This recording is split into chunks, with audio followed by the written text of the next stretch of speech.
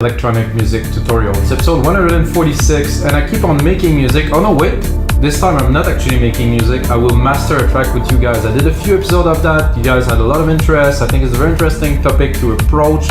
A lot of you guys master their own music. Some you might use also an external service. I've done that before. It's like basically I use an external service and then I actually remaster the track onto my own. So the external service provided a certain balance, like it was great, but it didn't have my personality of my mastering on it, so you can do that too. And this mastering chain will be also available, of course, as it is a series, a part of our series, going to be available for only $5. So you get this tutorial, so you're going to understand a little bit more of what I do with the sound, with the sound stage, the gaining, the compression, the limiting. I have multiple stages that I use to do mastering. I learned a lot of it from Babbage, Robert Babbage, some other mastering engineer, Bob Owinski, and it's been a long time to produce music. If you didn't know, it's been 20 years. It's been about 15 years that I research mastering, that I want to do so.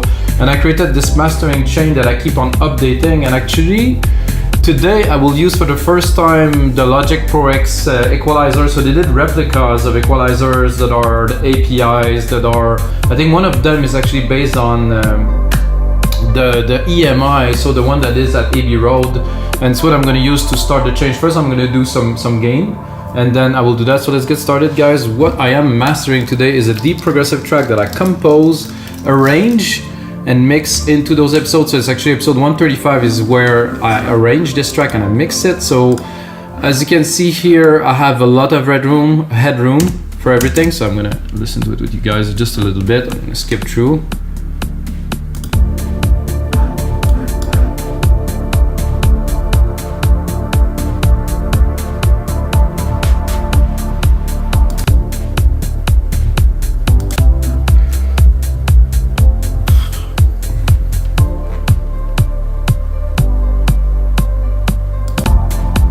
So there's a lot of room in this track, and what I want to do is not to boost everything to be extremely loud, because it's definitely not an EDM track. It's a more instrumental, deep progressive. So the first thing I'm going to do is I'm going to try to get some gain a little bit on it by using the auto gain that is here. I'm going to turn it on. I'm going to go in a loud part, hopefully. See, and then you click here, auto gain. So it's gonna, and I'm probably gonna do it a few times before, like during the episode. See, it clipped again. So every time you clip, you can click here, lower it, so you will have the maximum signal at the peak. So at the peak, they're gonna peak at 0, but then you still have some headroom. But I mean, I have 5 dB of gain right here. So when I'm gonna send it to the next plugin, which actually normally is this one, which I will now switch for the Apple EQ. So EQ Vintage Collection, this is new. I don't know, I don't read the update when they update Apple, and there's a really nice setting that's called Enhanced Mix, which I really like. I think it I'm gonna give myself a bit of volume. I think it softened the mix a little bit, but the presence is really there. There's really something. So let's listen to it without. Oh yeah. Very nice presence in the mid-low. There's a little bit of like this touch, this analog touch in there. If you guys know what this EQ is, please write it below. It's a replica of something that I don't know.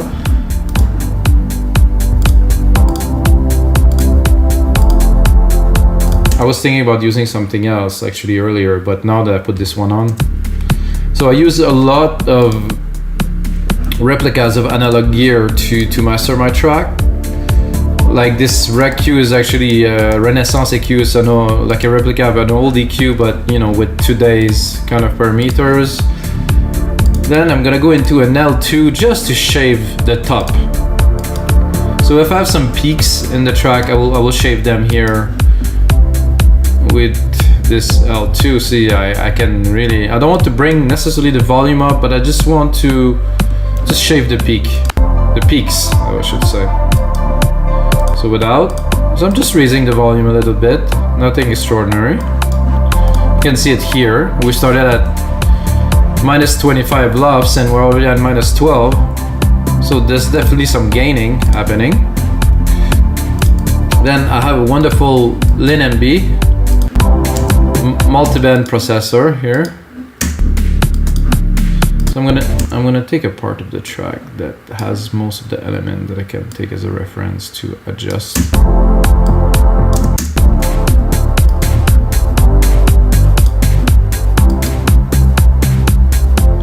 So we can either do a master threshold here or do threshold for the different channels. So here I think the bass.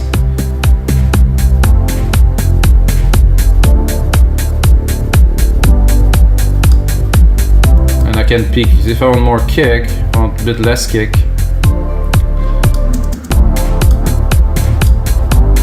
This is like a adaptive multi-electro, so it's a really fast release, it's a really fast attack. I have a second one that I will use a little bit later to really even everything out. And again, I have like auto trim here, so I can trim if needed. So if I have some room, I will use it because I want everything to be as loud as possible. Sadly and greatly, I mean, this is when you need to be competitive. It's still gonna be clean, not pushed. Then I have the API 2500 Legendary. What I like about this compressor is the smoothness. It just tighten everything up. I really like this feel. It's really high quality without. It just put the bass into place. I don't know if you guys can hear it. I can hear it because it's my track obviously. But without, to me the bass is there, but it does lack a little bit of definition and thickness, and when I put it on, it just contains it. It's just like put it in a nice like envelope that's just perfect. Same thing with the kick. Like I said, I use these, look, there's barely 2 dB of gain reduction. Why? Because I do not want to really affect the track a lot. I want to do minimal improvement in stage, in the rack stage, talk one, another one, another one, and one. And the processing overall will really change the track, but every element, not so much. This is one of my favorite EQs. I think it's set to boost the top or the lows. Let's listen first. I don't think I need it this time. So those are there. I do not necessarily always use them. Maybe I'm gonna try to do the top a little bit. I'm tempted to do something, so let's do it. So we're having fun a little bit with the music. So I'm gonna go again in the vintage, and this one, this used to be to me that look a lot like a EMI EQ that I've seen before. So I'm just gonna try a preset. If it doesn't work, it doesn't work. Hot and bright. Let's see if it's gonna cut it.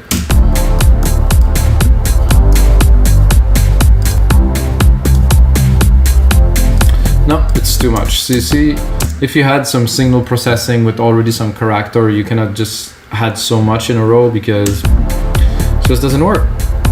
Center, very important here. Work with the stereo field, can hear it right away.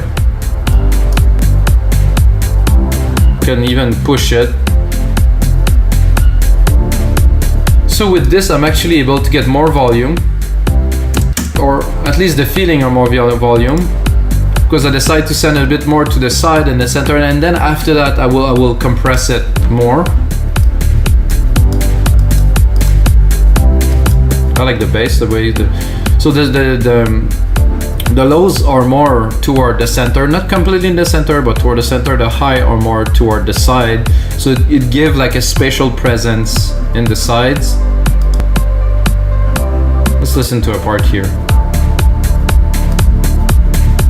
You can really instantly hear I wouldn't call it division, but the width that it gives to the track.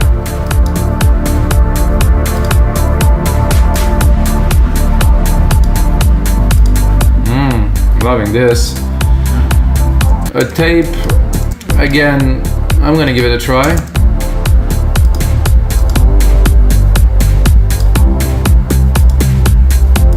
I like it without, because you know when I make the track I tend to make them hot, so I don't want to overdo it. Now here's a beast, SSL Comp. I'm gonna use it very lightly, again about 2 dB. So this again, this is another layer of tightening, of putting things together. If I remove it, oh yeah. So like I said, for me, it does again contain things, make things more concrete and define them where they belong. You know, this is hard to explain. You try to explain that with mathematics or whatever, but this is the feel of this compressor that is very unique again. Then I go into a second LINMB, which some people will hate me for it, but this is what I do. Why? To have again control over the frequency, and I know when they're gonna hit the speaker, they're gonna hit in the middle. It's gonna have this clean sound that's not gonna be out of phase or anything. It's gonna be, I wouldn't call it perfection, but it's really gonna be well contained. The phase is gonna be right. Without, just bring everything up. Well, in the headphone, in this case, I would use the speakers, but I can't because I need to talk to you guys. So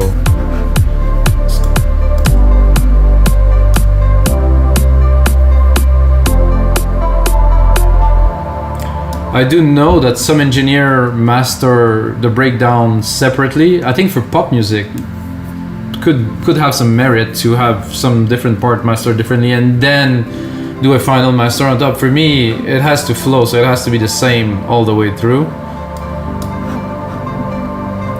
And the very, very final step of this, let's look at the loudness, where we at if we go in the peaks here. Still at -14. We're definitely gonna bring it up now.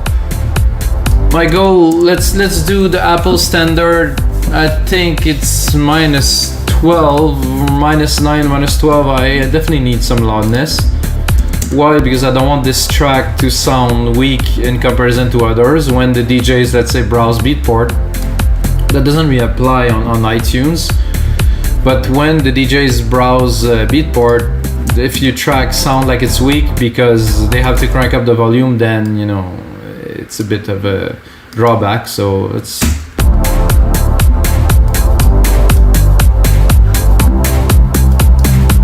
there's not so much attenuation at all. What is very important to check with this is that you're not screwing up the low end. So without, with.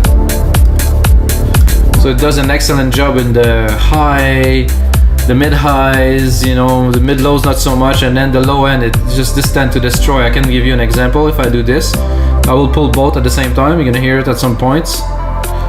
There's just, so there's no more, there's just no more lows.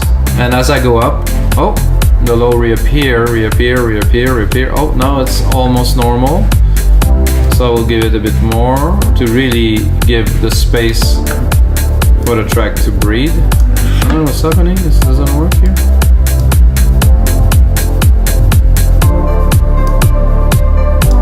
Oh, because the out ceiling was at 0. So guys, about -10, -12, I think we're good for Apple. Then we're gonna check to make sure there is no clipping anywhere in our signal. And then I'll go back to the start right here. This one would be hard to see because, well, there's no view meter.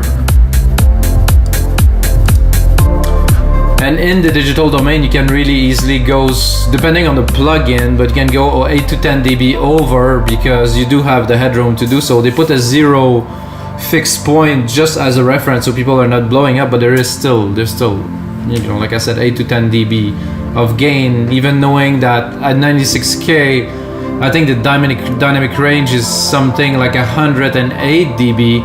Well, if you do it in 48, it's less. If you do it if you maybe want to master in 41,000 Hertz at 16-bit, again, the dynamic range is lower. So it's like having a room that is smaller. So this is 41, this is 48, this is 96. So you have all this room for your sound to go through. Yes, it will get compressed, but you can really capture and do much more at 96K. This is why I master at 96K, by the way. It's very important. Even knowing that we will again compress it, and compress it's gonna end up, and as an MP3 that's gonna be on YouTube, that's gonna be compressed in 56K optimal, blah blah blah. It doesn't matter, because if the source is well done, it will translate a lot better in those frequency too, if everything is full. So guys, this is it for episode 146 of the live electronic music tutorials. I hope you enjoyed those little changes. I want to do things differently because, as you see, I'm doing a lot of episodes and I want to make some content so you guys learn, you guys enjoy seeing a little bit of technique, learn a trick, listen to some music, have a good time, and of course the most important thing, guys, is may the sounds be with you.